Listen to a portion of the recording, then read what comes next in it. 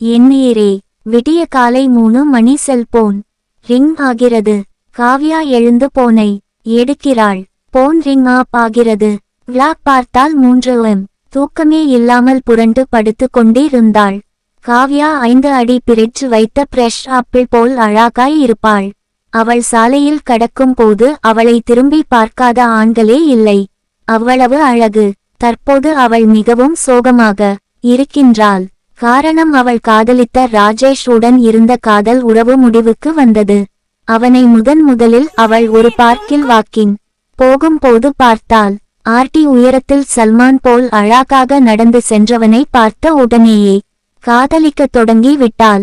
அவனுக்கும் அவளை பார்த்த உடனே காதல்வரா இருவரும் பேசிக் கொள்ள ஆரம்பித்து பீச் ஹோட்டல் என்று அனைத்து இடங்களிலும் சுற்றி திரிந்தனர். சில நாளில் ராஜேஷ் அவளை மீட் செய்வதை தவிர்த்தான். காரணம் தெரியாமல் காவ்யா பைத்தியம் பிடித்தது போல் இருந்தால். இந்த நிலையில் தான் இந்த போன் கால். காலையில் எழுந்தவுடன் முதல் வேலையாக அதே எண்ணுக்கு போன் செய்த காவ்யா யார் என்று விசாரிக்க எதிரே கால் அட்டெண்ட் செய்த பெண்மணி காவ்யா வாம்மா என்று கேட்க ஆமாம் என்று காவ்யா கூற அந்த பெண்மணி, காவ்யா ராஜேஷ் நம்ம விட்டு போயிட்டான் மா. உடைந்து போய் காவ்யா தடுமாறி உட்காருவது.